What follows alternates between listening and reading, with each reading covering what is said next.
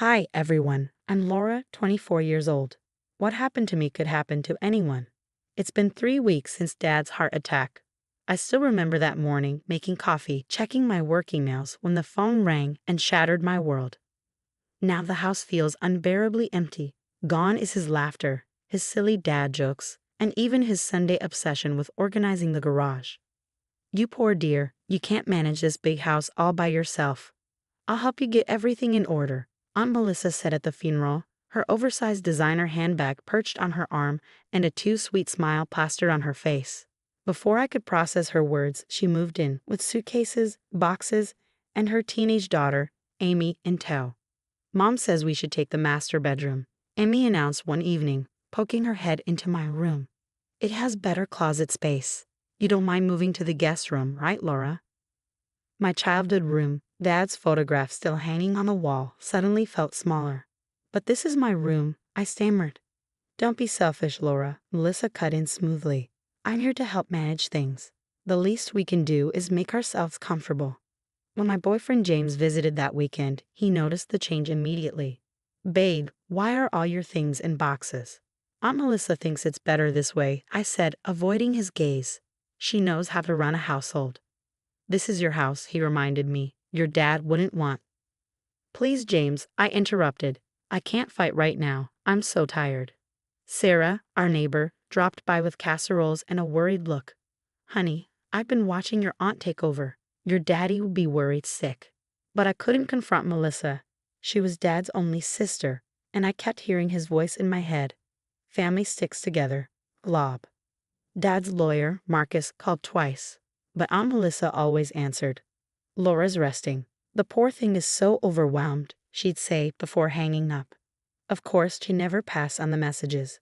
The house began to change. My family photos were replaced by Melissa's modern art. Amy's friends lounged by the pool while I ran myself ragged trying to keep up with Melissa's endless demands. The windows need washing again, Laura, she'd say. Oh, and don't forget to prepare dinner for 8. Amy's having friends over. When are you going to fix that dripping faucet in my bathroom? Amy would complain, scrolling through her phone as I folded her laundry. One night, I found myself scrubbing the kitchen floor at midnight because Melissa said it wasn't clean enough. Tears blurred my vision, mixing with the soapy water. I could almost hear Dad's voice in that very kitchen, teaching me how to flip pancakes. James watched helplessly as I unraveled. This isn't right, Laura, he said, his voice full of concern. Something feels very wrong about all this. I was too buried in grief and manipulation to see it clearly. At least that's what I thought, until I discovered the real agenda. It all started the morning Melissa forced me to quit my job. Over breakfast, she set her coffee cup down with a calculated air. Laura, darling, the house is falling apart. Your father would be devastated to see his pride and joy in such disarray. Don't you think it's time to focus on your responsibilities here? But I love my job, I protested. Your father left us this house to maintain, she said, her tone icy. Not for you to abandon it for some entry-level position. Besides, you seem unstable lately. Perhaps the stress is too much. Mom's right, Amy chimed in smugly. You almost burned dinner last night. Imagine if you did that during an important client presentation. That's when I began noticing things. Mail went missing or turned up already opened. My phone mysteriously reset itself, and passwords I swore I hadn't changed suddenly didn't work. Hey, what happened to my letter from Capital One? I asked one afternoon. I've taken care of all that boring paperwork for you, dear. You're welcome. Aunt Melissa's voice dripped with false sweetness. Then came Amy's weekend parties. The house overflowed with her giggling friends, leaving chaos in their wake. Laura, be a dear and clean up the pool area, Amy chirped, tossing her hair. Oh, and we're out of those cute little sandwiches you make. I'm not your maid, Amy, I snapped, unable to hold it in any longer.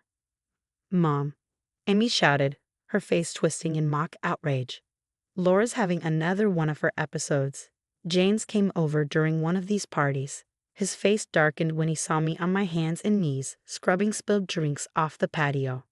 This has gone too far, he said, pulling me to my feet. Why is your phone disconnected? Aunt Melissa said the bill was too high. She's managing the accounts now.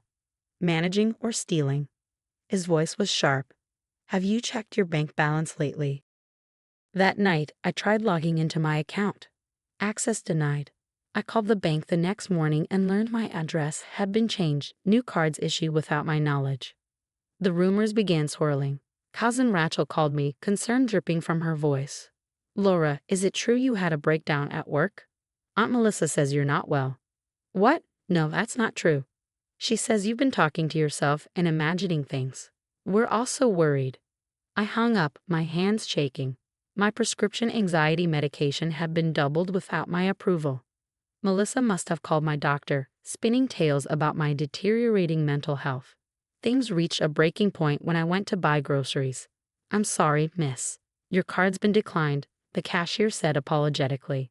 Before I could react, Melissa's saccharine voice chimed in from behind me. Oh dear, another episode, she said, loud enough for everyone to hear. Here, let me pay. We really must discuss your spending habits, Laura. That night, I overheard her on the phone. Yes, poor thing's completely lost it since Robert died. Thank goodness I'm here to manage everything. No visitors right now. She's too fragile. Of course, I'll handle all the paperwork. I sat in my tiny guest room, once my childhood sanctuary, now a prison cell, and stared at my reflection in the mirror. Something inside me snapped. Dad's voice echoed in my mind.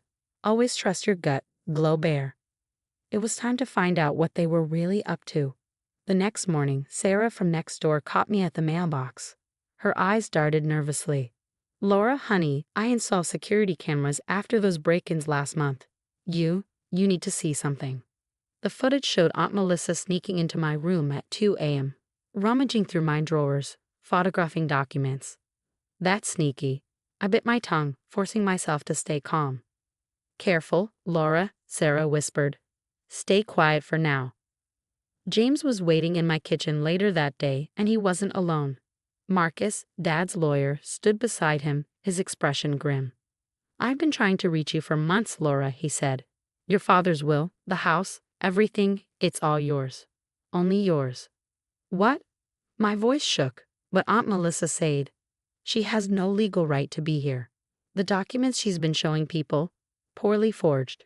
Look at this signature date. Your father was in the hospital that day. My hands trembled as I examined bank statements James had gathered. Melissa had been systematically draining my accounts, setting up transfers, redirecting my inheritance. A sudden crash from Sarah's window made us jump. Amy stood frozen, her phone in hand. I was just recording us, she stammered. Like Mom taught me.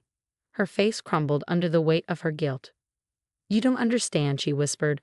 Mom said we deserve this house. She said Uncle Robert promised it to her. She's going to have you committed.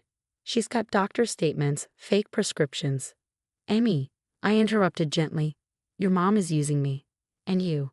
Tears welled up in her eyes. I know, the trust fund she promised me, it's gone. She gambled it away years ago.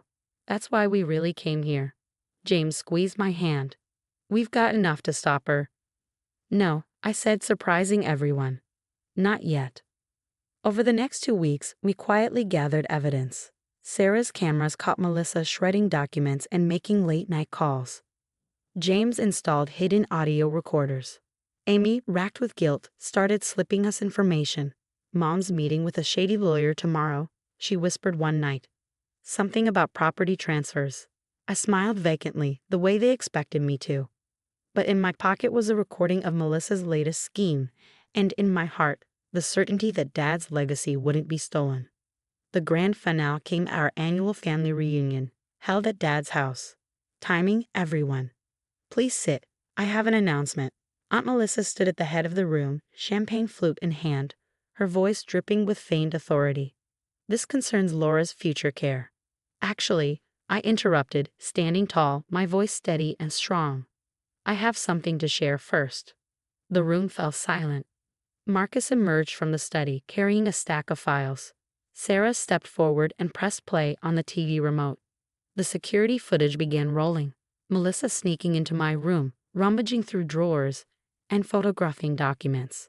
Every forged letter, every late-night theft, every manipulative phone call was displayed for the entire family to see. That's not. Those videos are fake, Melissa sputtered, her face pale. Fake, like these bank statements. I held them up. Or Dad's forged signature. Or maybe the doctor's letters you fabricated. Amy burst into tears. Mom, you promised we wouldn't get caught. The room erupted into chaos. Aunt Rachel dropped her wine glass, shards scattering across the floor. Uncle Pete pulled out his phone, dialing his lawyer. You ungrateful little. Melissa lunged toward me, but James stepped between us, his expression unwavering. The police have copies of everything, I said calmly, and the bank's fraud department is very interested in your creative accounting. Within hours, Melissa's carefully constructed world collapsed. The police arrived with warrants, uncovering not just her schemes against me, but a trail of similar scams spanning years. At the hearing, Marcus presented a damning case. Your Honor, he began. My client's aunt attempted to steal her inheritance through systematic fraud and psychological manipulation. The defendant mortgaged her own home to cover gambling debts and used her niece as a pawn to sustain her schemes. Melissa's social standing crumbled as her secrets came to light. Amy, overwhelmed by guilt, approached me after the sentencing. Laura, I'm so sorry, she said, tears streaming down her face. I didn't know about the gambling. I didn't realize how far Mom would go. I met her gaze, my voice calm but firm. Actions have consequences, Amy. Your college fund was just another casualty of your mom's choices. With Melissa gone, I began rebuilding my life. I returned to work, earned the promotion I'd been striving for, and threw myself into restoring Dad's house. Every trace of Melissa's presence was erased, her modern art replaced with Dad's photos, his laughter and legacy reclaiming the space. Sarah helped me plant a new rose garden in the backyard.